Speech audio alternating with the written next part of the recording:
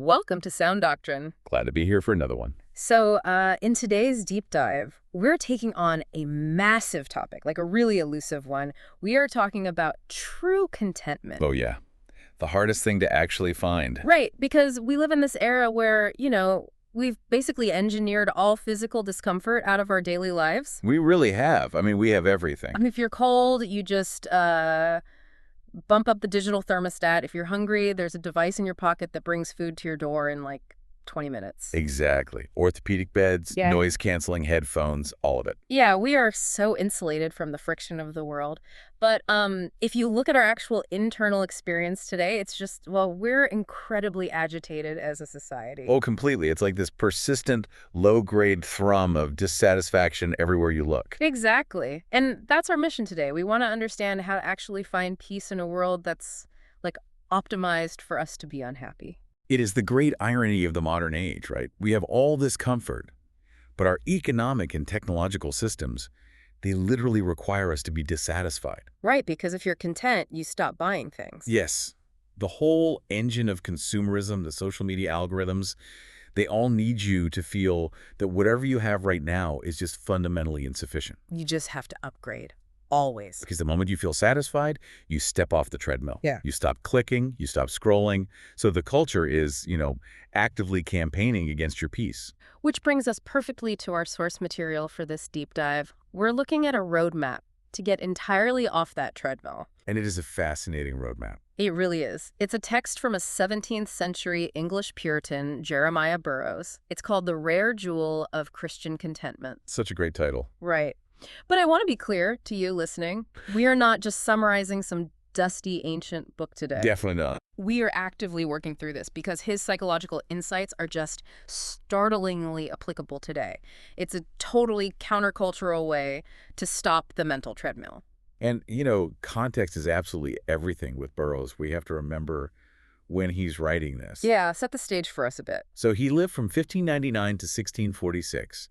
He's writing this during what he called sad and sinking times. That is an understatement for that era. Truly, it's the English Civil War. There's massive political upheaval, religious persecution, economic collapse, and literal plagues sweeping through cities. So he's not just sitting in a luxury retreat somewhere telling people to relax. Exactly. He's not a modern influencer with a ring light. He's writing to people whose lives are actively falling apart. Yeah. Their homes are threatened. Their health is fragile. That completely changes how you read it. If a billionaire tells you to just be content, you kind of roll your eyes, right? Right. It feels super patronizing. But when a guy in the middle of a civil war and a plague says he found this rare jewel of unshakable peace, I mean, you lean in, you want to take notes. You really do. He treats contentment not as like a lucky personality trait, but as an advanced skill, something you have to deliberately practice. So let's get right into the anatomy of it. Section 1. What is contentment? Because Burroughs says we mostly misunderstand it. Oh, completely. He defines it as this sweet, inward, quiet, gracious frame of spirit. Which freely submits to and delights in God's wise and fatherly disposal. Yes.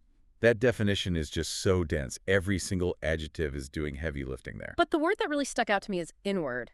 He makes this massive distinction between looking calm and actually being at peace. Which is so relevant today, Society loves it when people can just hold it together on the outside. Oh, totally. We praise the duck gliding on the pond, right? Right. You go through a terrible breakup or lose your job, and everyone expects you to project resilience, to be that smooth duck on the surface. But Burroughs doesn't care about the surface. Hmm. He wants to know what those webbed feet are doing underwater. Are they paddling in a total panic? Yeah, he uses this analogy of a shoe that is just brilliant. It's so good. He says a shoe can look incredibly neat on the outside.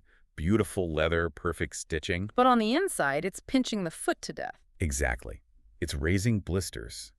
The person is in pure agony, but no one else can see the friction. Outward silence doesn't mean inward peace. Like, you can sit at a desk in a job you hate and outwardly you're perfectly still. But internally, you are just a toxic storm of resentment and hypothetical arguments. Right. You're thinking, why is this happening to me? This is so unfair. And Burroughs argues that God hears that internal fretful language just as clearly as spoken words.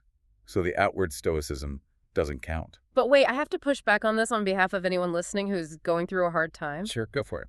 If he demands the inside to be perfectly calm, isn't that just impossible? Like an emotional lobotomy? It sounds like it initially. Because if I get a terrifying medical diagnosis, I'm going to be in agony. Does he want us to be unfeeling stoics while our lives burn down? And this is where his nuance is just a lifesaver. He is super clear about what contentment is not. Okay, good. It is not opposed to feeling pain. He says you should have a due sense of affliction. If a heavy weight drops on you, you are meant to feel it. Wow, that is such a relief. We don't have to gaslight ourselves into pretending tragedy is fine. Right. He says you can cry out. You can make your moan to God as long as it's orderly. It's not a bitter tantrum. And he also says you can use lawful means to seek help, right? Yes. If you're sick, you go to a doctor. You take medicine. If you're in debt, you get a second job. You pray for rescue. Seeking a way out doesn't violate contentment. But wait, that feels like a massive paradox. How so? How can you hurt deeply, actively fight to escape the situation, and still be perfectly calm all at once? They seem like opposites. It does seem contradictory. But the key mechanism here is the concept of submission. Submission, which is a loaded word today. Very much so. We hear submission and we think of like a wrestler tapping out, passive defeat, just giving up. But Burroughs looks at the root word.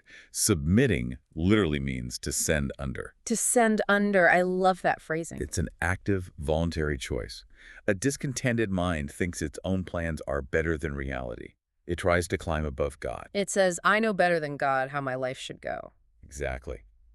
But the contented soul actively takes its own desires and intentionally sends them under God's authority. So you're saying, I vehemently wish this was different, I'm going to try to change it, but ultimately, God's will is better than mine. Yes. It's not passive, it's an active alignment.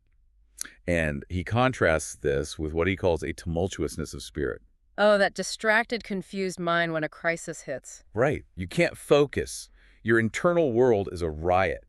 True contentment actively quells that riot by submitting to the higher chain of command. And he makes sure to distinguish this from just being a naturally chill person. Yeah, natural quietness, just being apathetic. That's not grace. That's just a low emotional metabolism. Or the stubborn stoic, sturdy resolution, gritting your teeth. True contentment is soft and trusting, not rigid. Well said. Which leads us to section 2, where he unpacks the mystery of contentment through these wild paradoxes. Yes, the paradoxes. Because none of this is natural human behavior. We need to look at how this math works. What's the first one? The first paradox is that the contented person is the most satisfied person in the world, yet also the most unsatisfied. Okay, that is a literal contradiction. Explain that. It comes down to what you're trying to fill the soul with. A contented person can have the lowest physical condition like stale bread and a threadbare coat and be totally satisfied. Right. But you could give that same person all the wealth in the entire world and they would be completely unsatisfied by it. Because earthly things can't fill an immortal soul. Exactly. The human soul is an infinite vessel. Only God can fill it. It's like trying to fill the Grand Canyon with sand. You could pour $1 billion into it and it's still functionally empty. That is a great visual. They stop demanding the world to fill them because they know it can't. Which brings up the second paradox, and honestly, this is the most countercultural part of the whole book. Addition versus subtraction. Oh, this one hurts modern sensibilities. It really does. Because our whole culture runs on the math of addition. Every commercial you see. Right. The message is always, your life is inadequate, but if you just add this new car or this promotion, you'll be happy. The classic hedonic treadmill. Exactly. We run endlessly. But when we get the bigger house, the baseline resets. Now it's just a bigger house you have to clean. You just added miles to the treadmill. Whew. But Burroughs offers a completely different equation. He says step off the treadmill and shrink the track. Yes, you don't get contentment by adding to your possessions. You get it by subtracting from your desires. It's so simple, it's kind of offensive. Like, leave your circumstances alone and shrink your expectations down until they match reality. If what you have and what you want are equal, you have peace. It doesn't matter if the equality happens at a millionaire's level or in extreme poverty. Just brilliant math. And then he hits us with a third paradox. Finding peace by adding a burden. Yeah, this one requires some serious untangling. It does. Because he says you don't find peace by removing your current affliction. You find it by adding the heavier burden of your own sin. Which, to a modern ear, sounds like psychological abuse. Totally. Imagine telling someone going through a brutal divorce, hey, the secret to peace is focusing on how much you sin. That sounds horrible. It sounds like kicking someone when they're down, but it's all about proportion and perspective. Okay, break that down for us. Imagine you're carrying a 20-pound backpack. It's heavy, your shoulders hurt, you're complaining. Naturally. Then someone drops a 200-pound weight on your chest. Suddenly, you don't even feel the backpack anymore. The big weight completely eclipses the small one. Right. When a Christian truly feels the massive, crushing weight of their own flaws, how much they've rebelled against a holy God, that's the 200-pound weight. But it doesn't stop there, right? Because that leads to grace. Exactly. You realize you deserved absolute ruin, but you received infinite forgiveness. Oh, wow. So once you internalize that you were forgiven a billion-dollar debt, your daily troubles, like a flat tire or a rude coworker, they just feel like a 20-pound backpack. Yes. The heavier the burden of your sin feels, the lighter your daily afflictions feel. It totally shifts your baseline. That makes so much sense. And the last paradox here is about melting wills, transferring the debt. Right. Melting your will into God's will. I love this analogy. Imagine you have this crushing, life-ruining financial debt. You can't sleep, you're stressed. Sounds awful.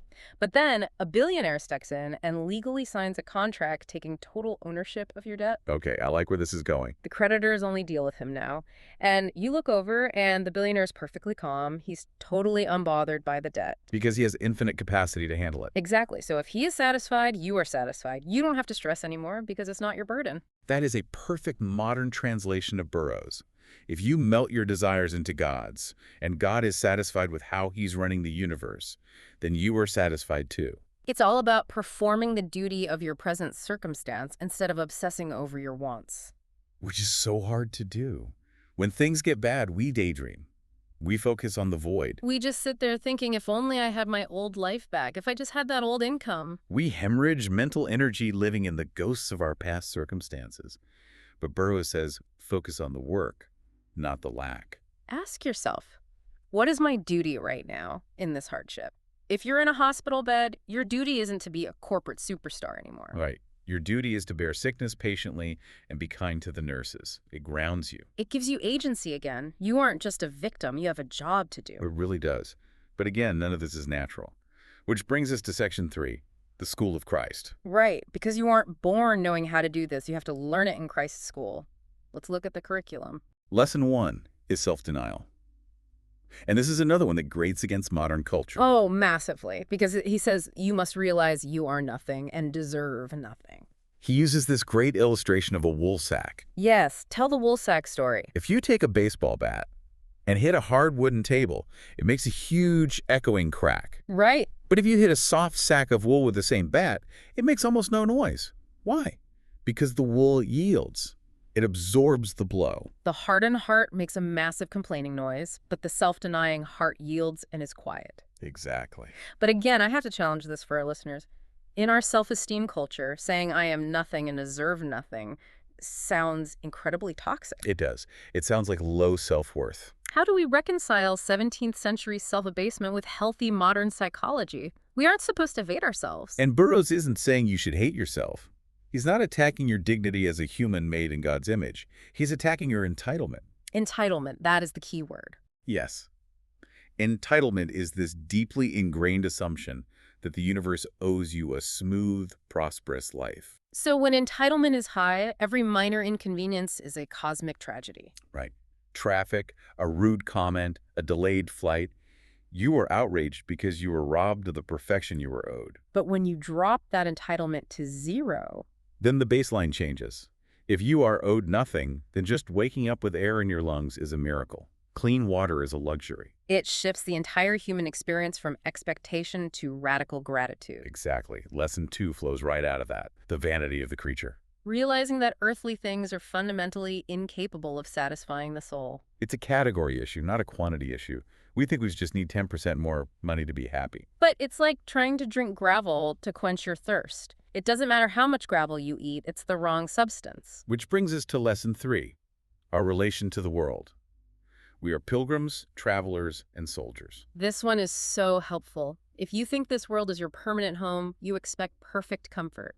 And if you don't get it, you're furious. Like checking into a luxury hotel and the bed is lumpy. Right. But if you realize you are a soldier in a trench, and you find a dry piece of cardboard to sit on, you're thrilled. Exactly. It's all about adjusting your expectations to your actual identity as a traveler. And even if you do get wealthy, there's lesson 4, the burden of prosperity. He says a rose has its prickles. We envy celebrities and billionaires, Yeah. thinking wealth insulates them from pain. But it just trades visible burdens for secret, piercing sorrows, paranoia, isolation, the pressure to maintain it all. The rich guy is wearing the beautiful shoe, but he's the only one who knows how badly it pinches his foot. So good. And the final lesson in the school is lesson 5, understanding God's providence. Yes, recognizing that God governs every tiny detail. Not a hair falls without his providence. And the practical application here is that you cannot alter providence with a temper tantrum. No, you cannot. Providence is like a massive river. You can stand on the bank and scream at it. You can throw rocks. You can exhaust yourself. But the river is going to keep flowing exactly where it was designed to go. Punching a hurricane accomplishes nothing. Right. So the only sane response is to align with it, to submit. Which transitions us perfectly into section 4. We've seen the curriculum, but what are the stakes? Why does this matter so much? Because the alternative is murmuring. Yeah. And murmuring is a spiritual poison that will ruin you. Burroughs contrasts the excellence of contentment with the evil of murmuring. Let's look at the excellence first. He calls contentment the highest form of worship. Which is wild because we think of worship as singing or giving money, active obedience. Right. Doing what pleases God. But Burroughs says passive obedience, being pleased with what God does, is even higher. Being pleased with what God does even when it hurts. That requires massive trust. Exactly. He uses the metaphor of the vessel. If you want to pour a valuable liquid into a cup, what do you have to do? You have to hold the cup still. If you're violently shaking it, the liquid just splashes everywhere and is wasted. God will not pour his mercy into a soul that is violently shaking with discontent and anxiety. Wow. You have to hold the vessel still. He also uses the axle tree metaphor, right? Yes, imagine a wooden coach on a bumpy 17th century dirt road. The wheels are bouncing up and down, hitting potholes. The wheels are our outward circumstances, always turbulent. But the axle tree underneath, holding it all together, has to remain totally steady. If the axle bounces like the wheels do, the whole coach shatters. God needs people with steady hearts for his service. If your internal state fluctuates with every bump in the road, you're too fragile to be used. Which is why murmuring is so dangerous. It shatters the axle. Yeah. Burroughs says discontent is just below a Christian. And the most convicting part, he says murmuring actually undoes our own prayers. Oh, his logic here is razor sharp.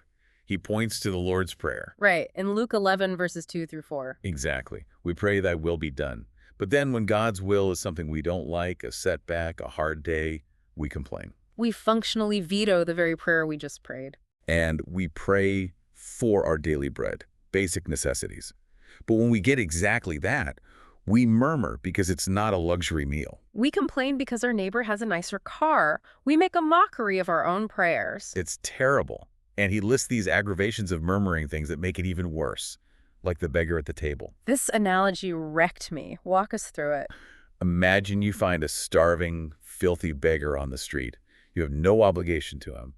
But out of pure mercy, you bring him into your home, clean him up, and sit him at a massive feast. Pure grace. He takes one bite, puts down his spoon, and starts complaining that the soup is slightly too cold, or that someone else got a bigger slice of bread. You would be absolutely appalled at the ingratitude. Yet, spiritually, that is what we do every single day. We were spiritually bankrupt, facing judgment, and God gave us totally free grace, seating us at the banquet of salvation. And we sit there and complain that our career isn't moving fast enough. Complaining about cold soup when the meal itself saved your life? Just devastating. He also mentions the aggravation of complaining when God has already raised you from a lower position. Oh, yes. You pray for years just to be able to pay rent. Then 10 years later, you own a house, but you're miserable because the kitchen is outdated. Our amnesia is terrifying.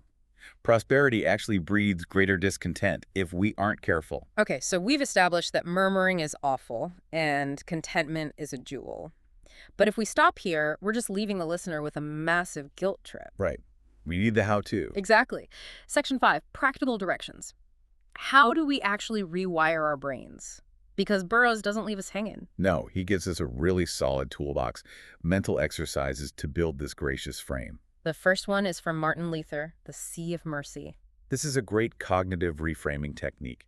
The idea that God's mercies should swallow up our specific afflictions. Like the pail of water. Yes. If you dump a pail of water on your living room floor, it's a disaster. It warps the wood, ruins the rug. It demands all your attention. It feels like a massive problem. But if you take that exact same pail of water and throw it into the ocean, it completely disappears. The water is still real, but its impact is neutralized by the sheer scale of the ocean. Exactly. When we get a medical bill or have a fight with a friend, we put that pain right in the middle of our mental living room. It's all we can see. But Burroughs is saying, pick up that specific pain and mentally hurl it into the infinite ocean of God's grace. Surround it with eternity. The cross, your future resurrection, the thousands of days of health you had before, it just gets swallowed up. That is so practical. Just throw the pail in the ocean. What's the next exercise? Meditating on vicissitude, which is just a fancy 17th century word for the changing of seasons. Right. God designed the whole cosmos to fluctuate.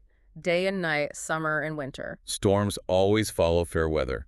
It is the unalterable rhythm of creation. So why do we expect our individual lives to be an endless, static summer? It's such a weird, arrogant demand, right?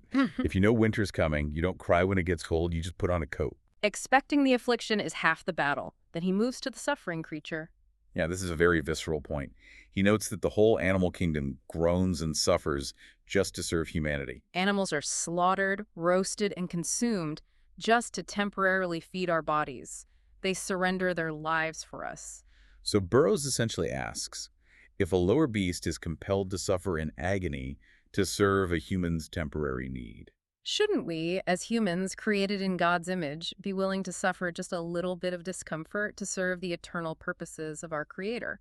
It really puts our complaints into a cosmic perspective, doesn't it? Absolutely. If the creature suffers for me, I can suffer a little for God. But let's look at his rapid-fire lifestyle rules. I love the maritime metaphor about the ballast. Oh, this is the perfect diagnosis for modern anxiety. He says, get ballast inside the ship, don't just prop it up from the outside. Because when a ship is caught in a violent storm, an inexperienced sailor might try to nail wooden beams to the outside of the hull to brace against the waves. Which is exactly what we do psychologically. A crisis hits, we feel shaky, so we try to manipulate our environment. We buy things for a dopamine hit, we micromanage our families, we binge-watch shows to numb out. We are frantically nailing planks to the outside of our ship. But any real mariner knows that external props won't save a ship in a real storm. You need ballast. Heavy weight deep in the lowest hold of the ship to lower the center of gravity. Right. And Burroughs says grace in the heart-deep internalized trust in God is that ballast. If you don't have internal weight, external manipulation won't stop you from capsizing. You have to build the ballast before the storm. He also says, don't grasp too much of the world. Because walking in thorns guarantees getting pricked. Every worldly thing has a hidden thorn. Wealth brings anxiety. Fame brings public scrutiny. Even social media brings shallow, exhausting obligations. He says, don't take on more business in the world than God actually calls you to. We suffer so much from FOMO, right? We plunge our arms into the thorn bush trying to grab every opportunity, and then we're shocked when we pull them out bleeding. Keep your surface area small, and fewer thorns can reach you.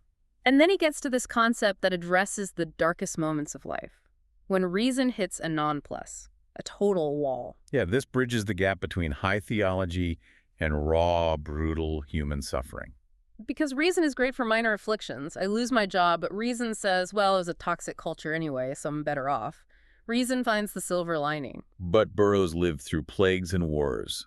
He knows you will eventually hit a tragedy so sudden and senseless that reason completely collapses. The flashlight of intellect runs out of batteries, and you are just standing in the pitch black. You cannot find a logical explanation. That is the moment most people abandon their faith. But Burroughs says, when reason hits that wall, let faith get on the shoulders of reason. Just a brilliant image. Reason looks at the horizon and says, I see nothing but a massive storm. I can't see the land. But faith climbs up on reason's shoulders, looks through the lens of God's promises, and says, I see the land, I can't explain the storm, but I know God's character is still good. It steps in exactly where the biological limit of reason ends. Faith on the shoulders of reason. I'm definitely keeping that one. And its final practical rule, keep your earthly expectations aggressively low. He points to the patriarch Jacob. When Jacob fled his family, he didn't pray for an empire or massive wealth. He just prayed for bread to eat and clothing to wear, basic sustenance. And Burroughs points out why this is so smart. He says, one who creeps low cannot fall far. It is those who are on high whose fall bruises them most. The taller the ladder of your expectations, the harder the fall. If you expect to be a millionaire with a perfect family by age 30, reality is going to shatter you. But if you expect life to be hard and just hope for basic needs, you're walking on the ground. You can't fall. And if God blesses you with success, it's a massive, joyous surprise. But if not, you aren't devastated. It's psychological armor. So we've covered the anatomy of contentment, the paradoxes, the school of Christ, the danger of murmuring, and the practical tools. He really leaves no stone unturned. It is a full surgical procedure on the soul. And he ends with this final provocative analogy: the sailor who never learns navigation. Yeah, imagine a guy who spends 20 years at sea. He eats the hardtack, endures the storms, suffers the whole time, but he never bothers to actually learn how to navigate. You'd call him a fool. What a waste of suffering. Right. And Burroughs turns that right on us. How can you spend decades on Earth suffering through the storms of life and never put in the work to learn the art of contentment? We spend all our frantic energy fighting the hurricane, trying to change our circumstances. What if you invested that energy into changing your desires instead? That is the provocative thought I want to leave you, the listener, with today. What if true contentment is actually the ultimate offensive weapon against the modern world? I love that framing. Because the whole system, the marketing, the outrage cycles, they need you agitated to monetize your attention. They extract value from your discontent. If you achieve that sweet, inward, quiet frame of spirit, you become totally ungovernable by those systems. You become an untargetable demographic. Your peace becomes this profound act of quiet rebellion. Contentment starves the engines of exploitation. Yeah. True independence is being unshakable regardless of what you have. Exactly. True freedom is the X-ray of your soul showing a steady axletree, even when the coach is bouncing over the rocks. So as you navigate your week, remember the Apostle Paul's words. Say them aloud to yourself. Philippians 4:11. I have learned in whatsoever state I am therewith to be content. May you find that rare jewel of peace. Thanks for joining us on this deep dive.